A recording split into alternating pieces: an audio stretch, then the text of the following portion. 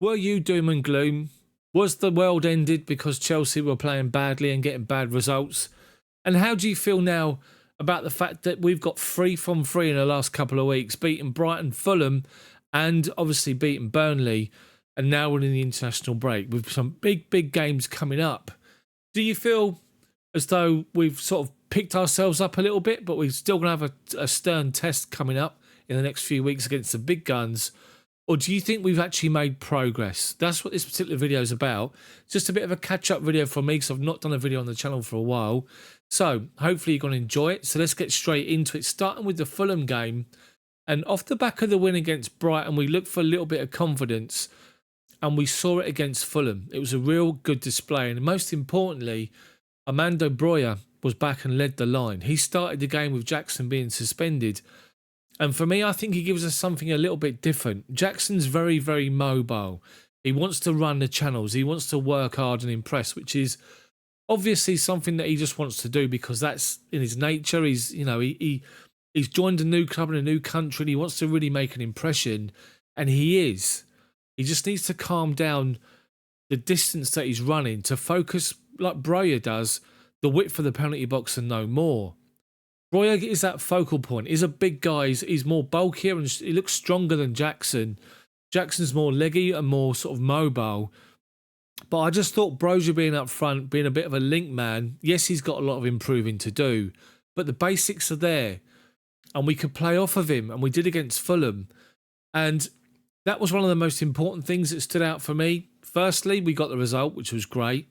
Secondly, Broja was back and was leading the line and got his goal, which was fortuitous, let's be honest. He claimed it and fair play to him. He put his foot there to get involved, got the deflected goal.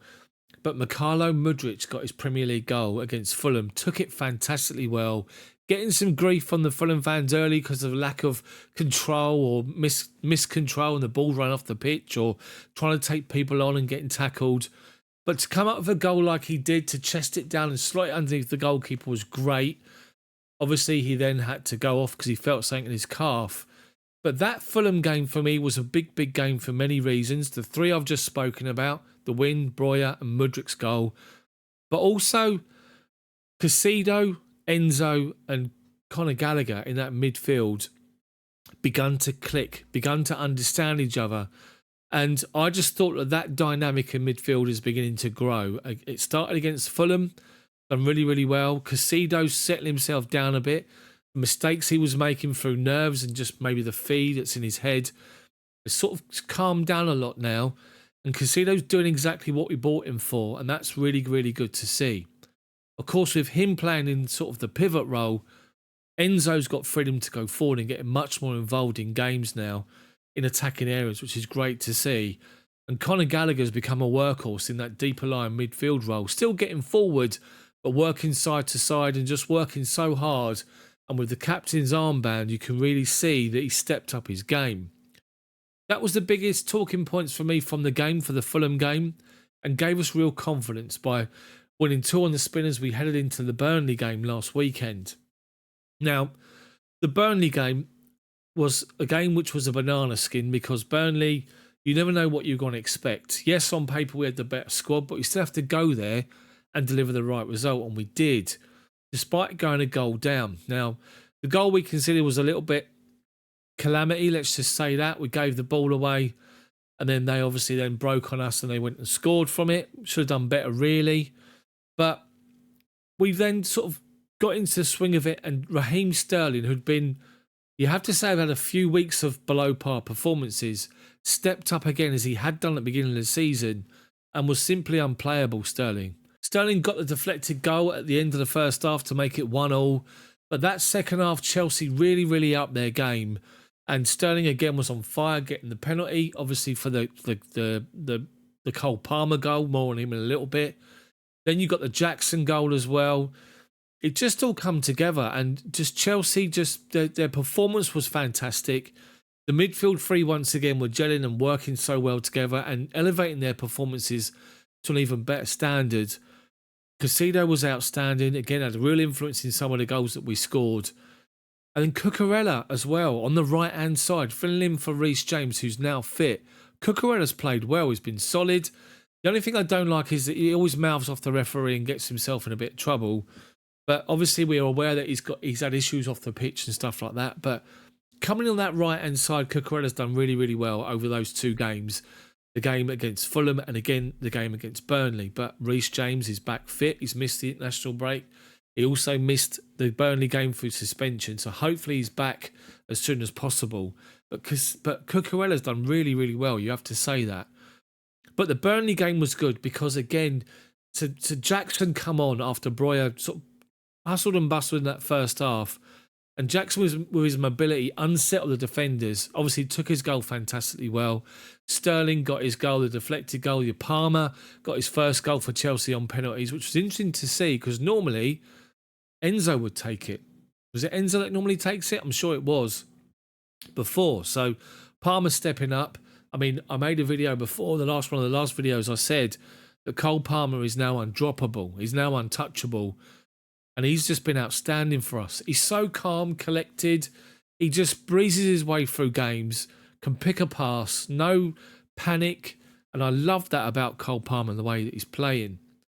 But the fact that Sterling took the game by the scruff of the neck and really went for it and became sort of unplayable at times.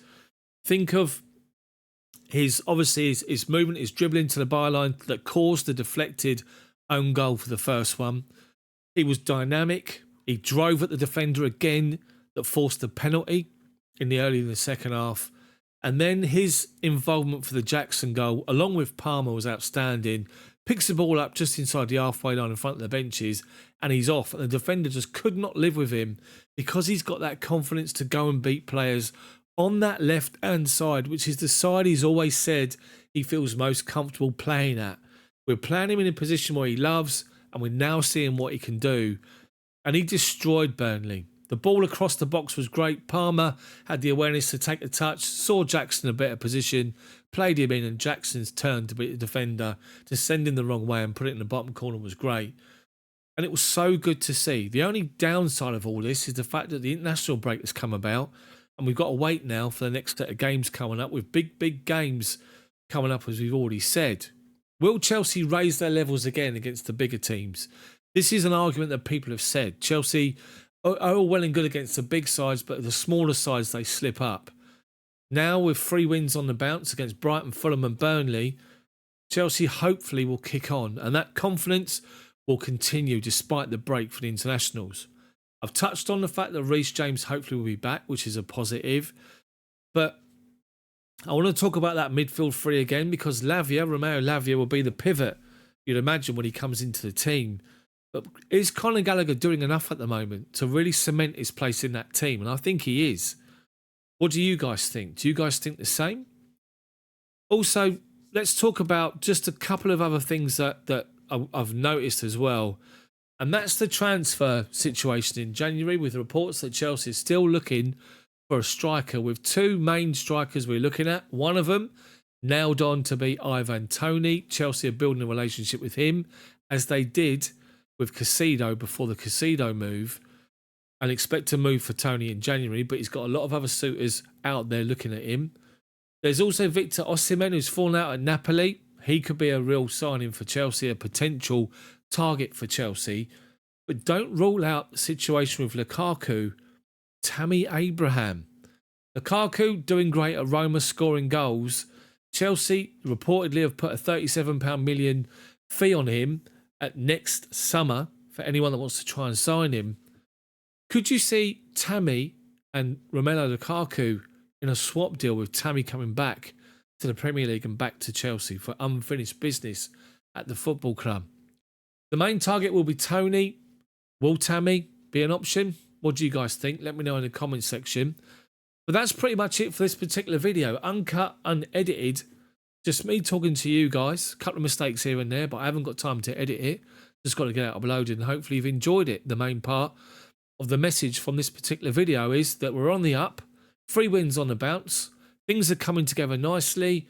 Hopefully the international break has not put a delay on that, and we can continue our form into these big games coming up. Hopefully you guys have enjoyed the video. If you have, drop a big old like on it for me, subscribe to the channel, and I'll see you guys next time.